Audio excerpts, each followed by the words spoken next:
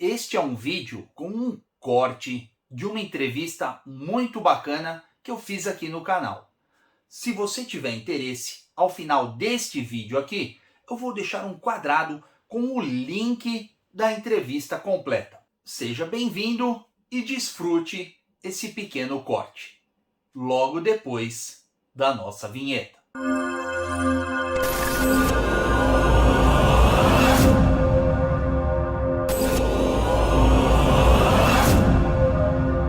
Esse quadrinho, literalmente, assim, é um oásis, vamos dizer assim, entre esses quadrinhos que a gente tem hoje, que, né, como a gente sabe, o quadrinho hoje está complicado, porque tem essa coisa da lacração, da coisa de de grupos que tem que ter voz e tal, não sei o quê.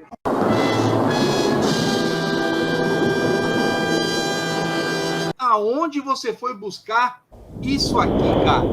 A cruz e o aço. Rapaz, isso foi um achado mesmo entre os amigos, os novos amigos que eu fiz lá, quando eu fiz a parceria com a Arc-Raven, com a editora americana, que é quem me publica lá nos Estados Unidos agora. Foi dureza para traduzir, cara, porque, né, é sempre complicado, né, cara? Tem expressões idiomáticas, né, de cada país, de cada povo, que é bem complicado para a gente fazer. Eu também, vira e mexe, né, tenho que me desdobrar aqui, suar a camisa para poder descobrir o que os caras querem passar ali naquele balão. Vamos entrar nos pormenores dessa edição aqui, porque, cara, assim, eu fiz a leitura agora, essa semana, e eu achei, assim, incrível. Eu nunca tinha imaginado na minha vida ler uma HQ com essa vertente, que você vai entrar aí e vai explicar e tal, mas, assim, cheia de ação, cheia de criaturas mitológicas, aquela aventura capa-espada tradicional, com ação, com personagens exóticos. Cara, que HQ bacana. Entra aí nos pormenores dessa HQ aqui, o que se trata, a cruz e o aço. Assim, uma homenagem emocionada mesmo, uma homenagem do fundo do coração para o John Buscema, que, para mim, é como se fosse pai fundador da Marvel, junto com Stan Lee e Jack Kirby, entendeu? John Buscema é um cara que eu literalmente cresci lendo, cresci vendo, né? E é um traço que me marcou muito a minha vida. Eu comecei a ler quadrinhos, né, no início dos anos 80, né? Já vou fazer 50, né? Já vou fazer meio século em setembro desse ano.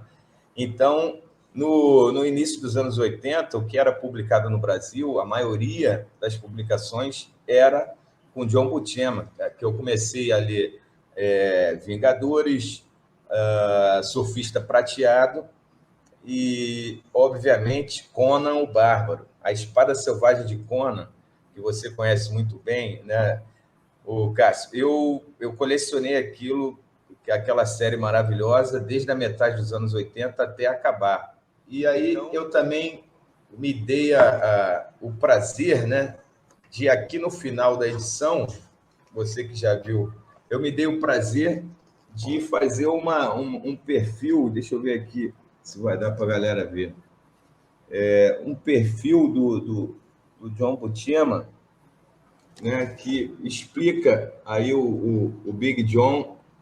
Para vocês verem, tem também um mapa aqui,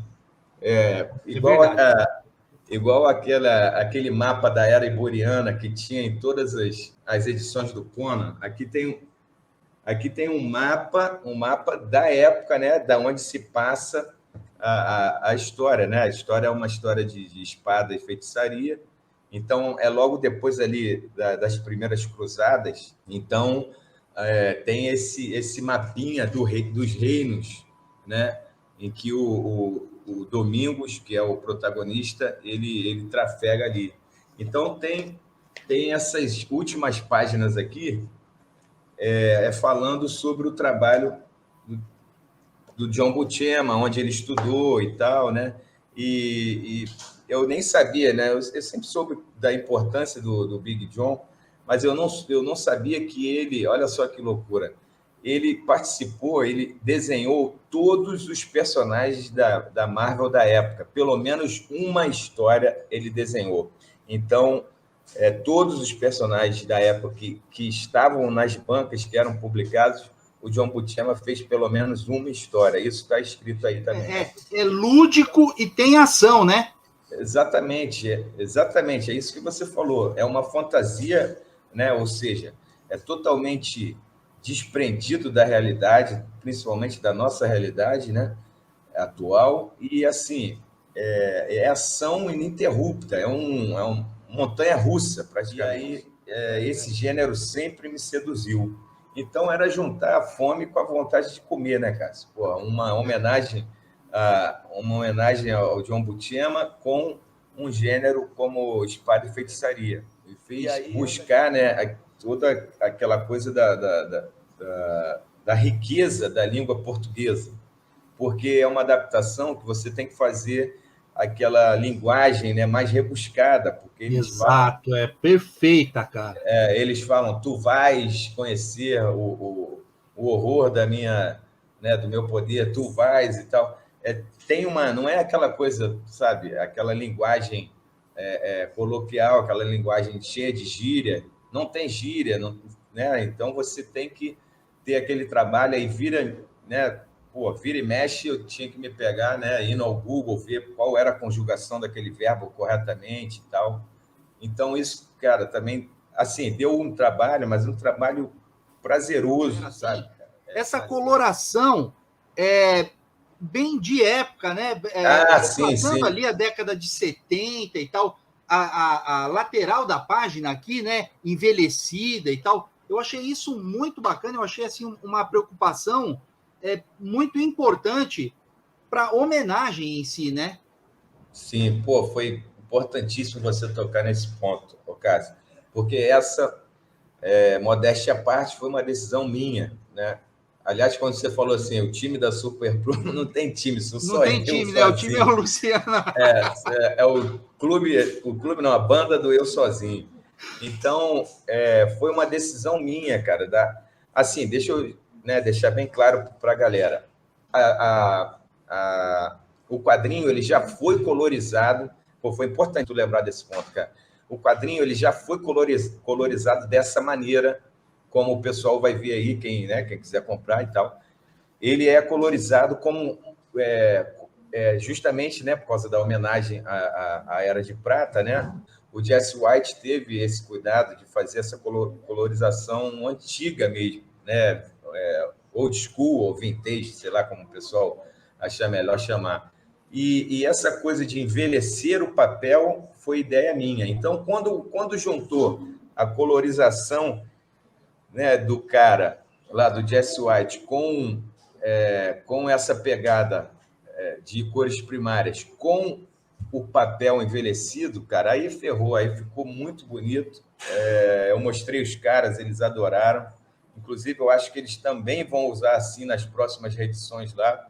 Eles falaram, pô, você pode mandar para a gente assim? Eu falei, claro que eu posso. Então, eu acho que da próxima vez eles vão imprimir assim.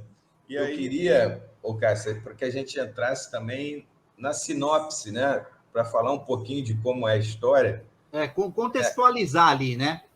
Porque o pessoal né, já sabe que é de capa, espada e feitiçaria.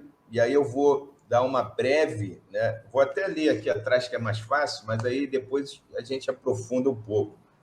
Aqui atrás, no final, tem essa bela imagem também aqui, ele escalando aqui um morro com uma beldade aqui e enfrentando uma espécie de demônio, um gorila demônio, sei lá. Então, tem aqui, ó, Ser Domingo do Reino de Castelo e Leão enfrenta horrores como nunca viu, depois de uma dura batalha em Jerusalém nas primeiras cruzadas. Ou seja, ele estava voltando.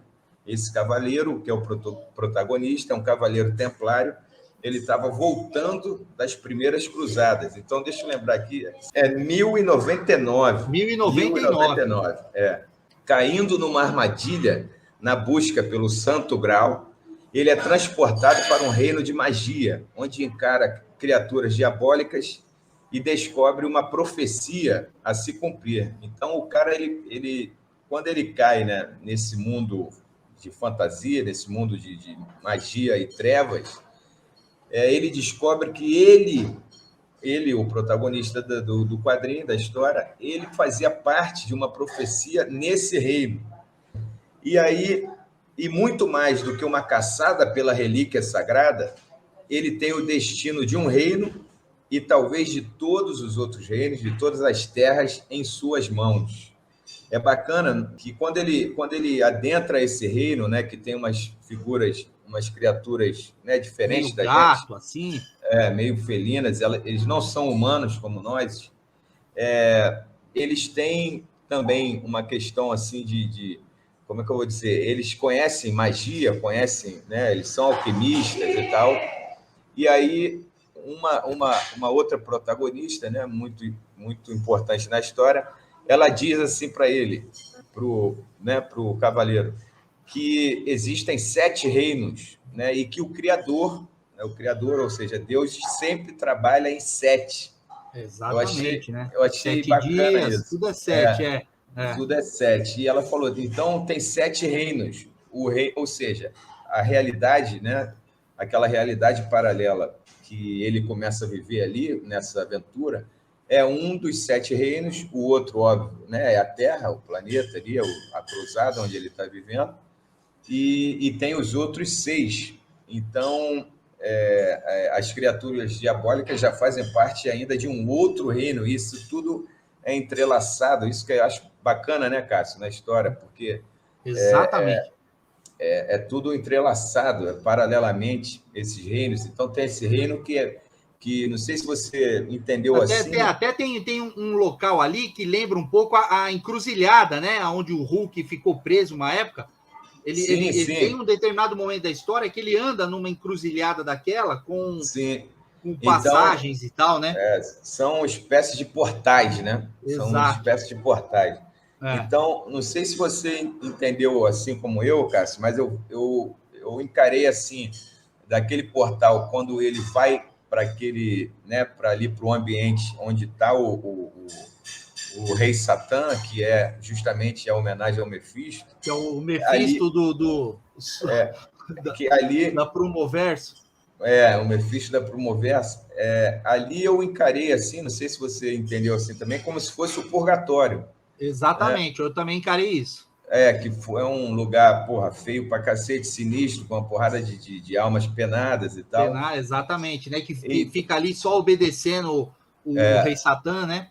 sim, então é isso, galera. Então é um capa-espada onde ele cai nesse purgatório, vamos dizer assim, e ele precisa salvar não só a si mesmo, claro, ele precisa salvar a própria pele, mas a ação dele também tem consequências na Terra, né, aqui na nossa realidade, e também do outro reino, que é o reino dos Kitwen, que é essa galera que tem uma aparência de felinos. Ou seja, muita responsabilidade nas costas do Nas cara. costas de um cara só.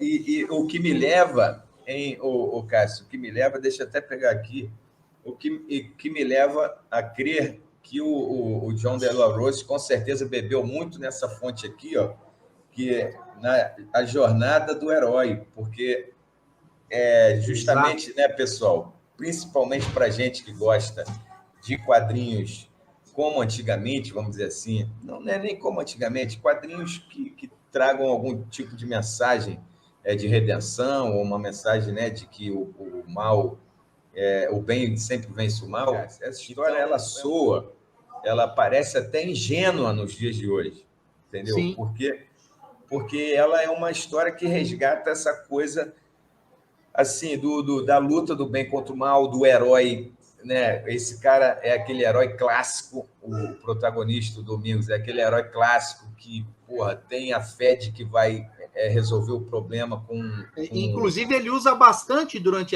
a história isso, né? A questão de ter a fé e tal, né? Isso, exatamente. Então, porque ele é um templário, né? Então, exato, tem essa coisa bem, como é que eu vou dizer, bem delineada, assim, bem clara na história, que é uma história de redenção do herói, o cara que sai da sua posição de conforto ali e, porra, se ferra todo, mas no final se ferra todo, porra, com alto sacrifício para o outro, né? Para ele também, claro, mas para salvar terceiros, e no final ele triunfa porque tem essa mensagem bacana da história, que é o bem vencendo o mal. Então, eu acredito, Cássio, que para o tipo de quadrinho que a gente está vendo hoje, esse quadrinho literalmente assim como é que eu vou dizer?